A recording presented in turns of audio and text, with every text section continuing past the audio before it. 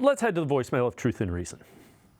Doing some self-scouting as far as, our offensive coordinator, Ken Dorsey. The one thing that I will say, he really didn't have the weapons at his disposal. And I really don't think that I look at Gabe Davis as a good 1-2 punch combination for Josh Allen. And in my opinion, I really don't think that Ken Dorsey had a chance to really get more weapons, or the front office really didn't have the finances to get any weapons for Ken Dorsey. It felt like it was just Stephon Diggs or we're going to lose at times. And we need weapons. We need to find quality pieces, quality wide receivers for Deshaun to be successful, no matter if it's in the backfield or out wide or at the tight end position.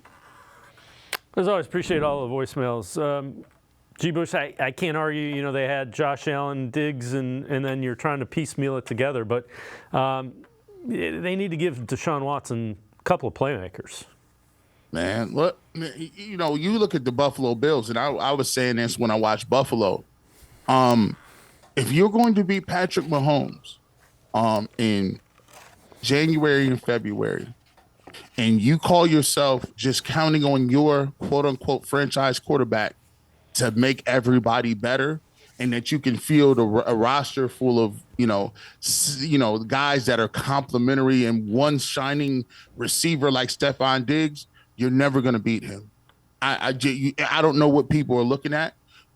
Even when he does not have home field advantage, he went through the toughest gauntlet so far, and he went to Baltimore, number 1 seed, and got him out of here. He went to Buffalo, while Buffalo was probably one of the hottest teams, and got them out of there.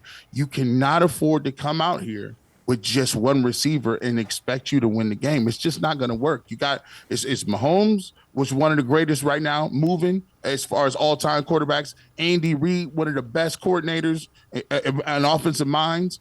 And the way that they can adapt and move and shift it in the concept of what they do, they're more of a run team now than they were before, but they've been able to do it because those guys are so adaptable. And if the Cleveland Browns want to learn from something, learn from other people's mistakes, learn from what the Baltimore Ravens brought out there.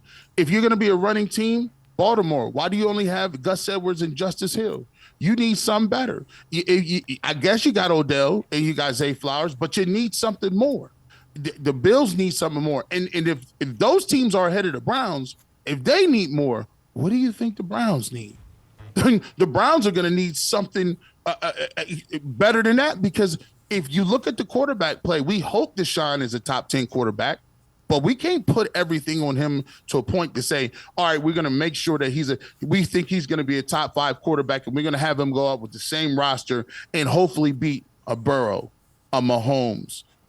You already talk about Herbert. I think the Chargers are going to be better under Harbaugh. You take a look at, so you telling me you got to beat 3 out of 5 if you don't have home field advantage? You got to be 3 out of those 5 quarterbacks to get where you want to go. It's just a Super Bowl.